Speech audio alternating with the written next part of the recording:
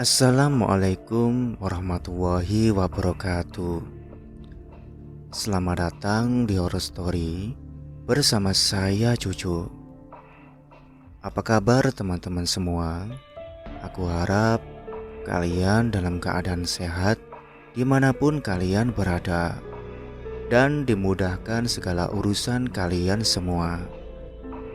Kali ini admin akan menceritakan kisah dua pendaki yang hilang dan ditemukan meninggal di Gunung Pangrango pada tahun 1970.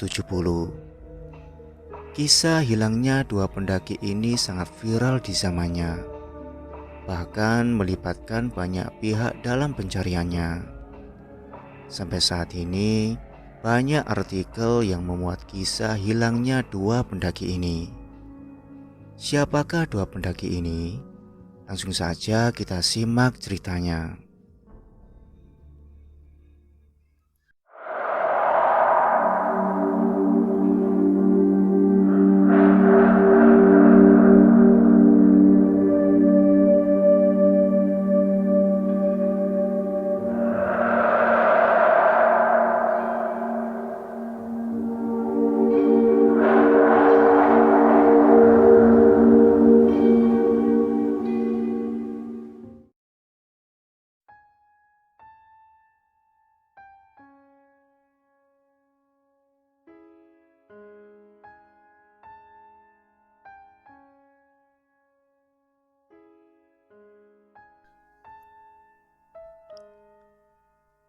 Satu tahun selepas duka meninggalnya Suhoki di puncak Semeru, dunia kepecinta alaman Indonesia yang saat itu sedang ramai kembali ditimpa musibah. Dua mahasiswa asal Jakarta, yaitu Arif Embun Kusnanto dan Willy Buntaran, dinyatakan hilang di Gunung Pangrango. Embun dan Willy adalah pendaki yang berpengalaman. Embun saat itu adalah mahasiswa tingkat 2 Fakultas Kedokteran Yarsi, dan Willy adalah mahasiswa tingkat 3 Fakultas Kedokteran Universitas Indonesia yang juga tercatat sebagai anggota Mapala UI. Bermula dari ajakan Embun pada teman-temannya untuk ikut mendaki Gunung Pangrango, berangkat melalui jalur Cibodas di Kabupaten Cianjur dan turun melalui jalur Cisaat, Kabupaten Sukabumi, dengan berbekal peta militer yang baru ia dapatkan. Seperti yang diketahui, Gunung Gede Pangrango merupakan gunung yang sangat populer di kalangan para pendaki. Merupakan bagian dari Taman Nasional Gunung Gede Pangrango yang ada di 3 kabupaten, yaitu Bogor, Cianjur, dan Sukabumi, di mana saat ini hanya ada 3 rute resmi pendakian yang aman bagi pendaki, yaitu jalur Cibodas, jalur Gunung Putri, dan jalur Selah Bintana. Sisanya seperti rute Pasir Datar, Pasir Arca, Cisaat, Cisarua, dan Gunung Mas merupakan rute ilegal dan relatif berbahaya untuk dilalui. Banyak jalan setapak yang telah terputus dan tertutup kembali oleh semak belukar karena sangat jarang dilewati. Embun memulai pendakian dari Kebun Raya Cibodas bersama 2 orang rekannya. Memulai perjalanan malam hingga tiba di pos persinggahan Kandang Badak menjelang tengah malam. Di sana bertemu dengan pendaki-pendaki lain yang sedang beristirahat, tidur, berjajar di dekat perapian, termasuk salah satunya adalah Willy, yang saat itu masih terjaga, yang sebelumnya telah mendaki seorang diri, lalu menunggu kedatangan Embun di pos Kandang Badak.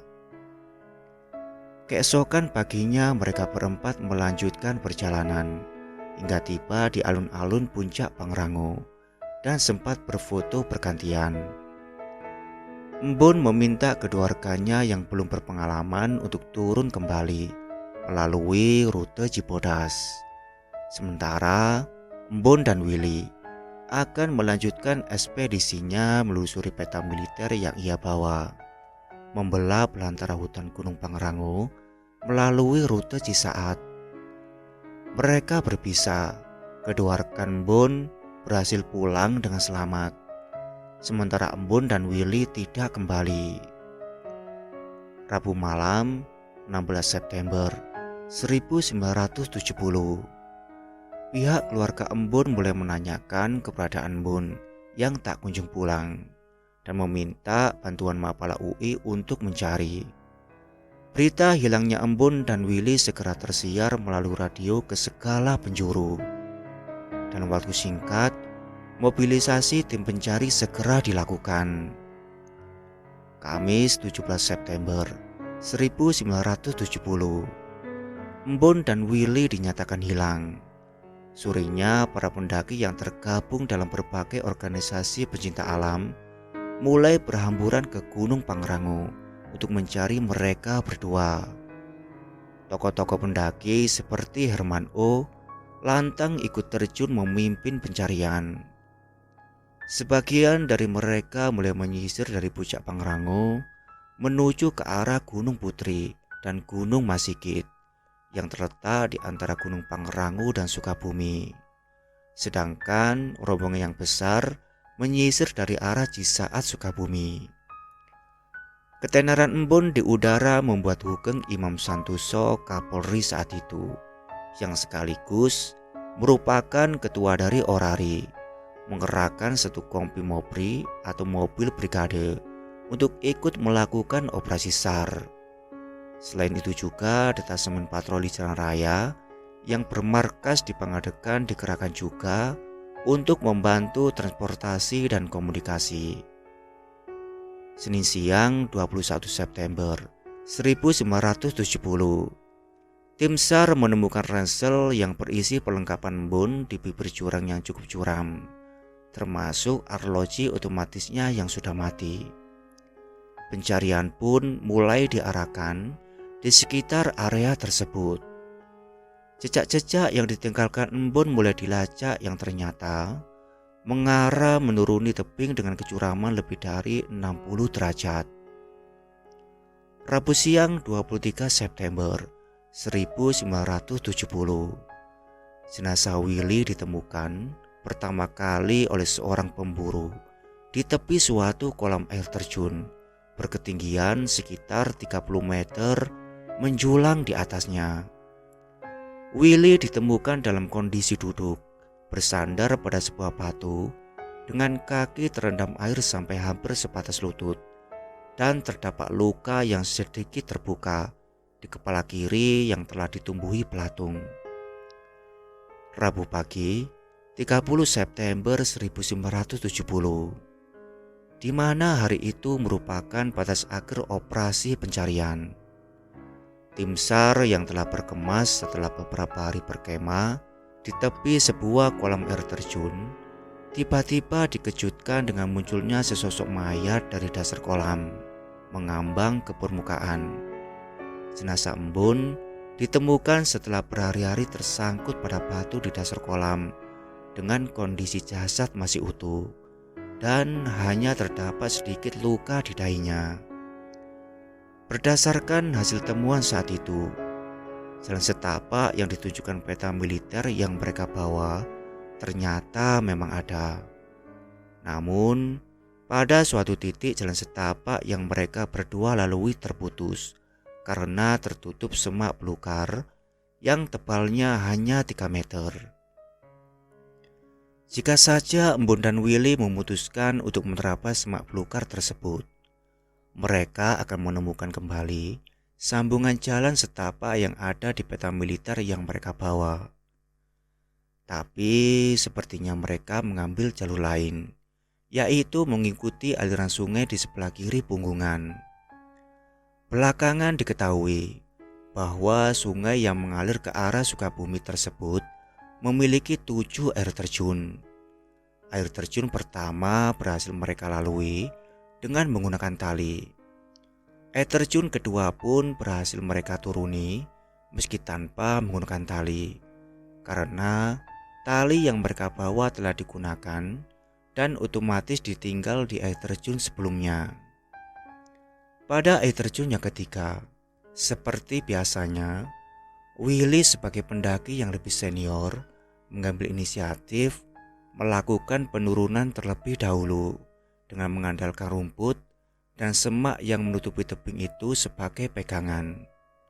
Sayangnya ia tak berhasil, terpleset dan jatuh dari ketinggian sekitar 20 meter. Embun yang panik menyadari Willy terjatuh bergegas turun untuk menolongnya. Namun, ia tidak mau mengambil resiko menuruni tebing yang sama. Embun memilih berjalan mengitari punggung gunung, lalu meninggalkan ransel dan jaketnya di tempat di mana jaket dan ranselnya ditemukan, agar pergerakannya tidak disulitkan oleh barang bawaan. Dimungkinkan saat itu, Willy masih hidup dan sempat terjadi komunikasi saat Embun berhasil mencapai lokasi Willy. Hingga akhirnya, Willy dipindahkan ke tepi kolam dan didudukkan bersandar pada batu. Kemudian, Embun meninggalkan Willy di tepi kolam dan melanjutkan perjalanan turun menyusuri sungai untuk mencari bantuan. Embun berhasil melewati air terjun keempat, namun naas.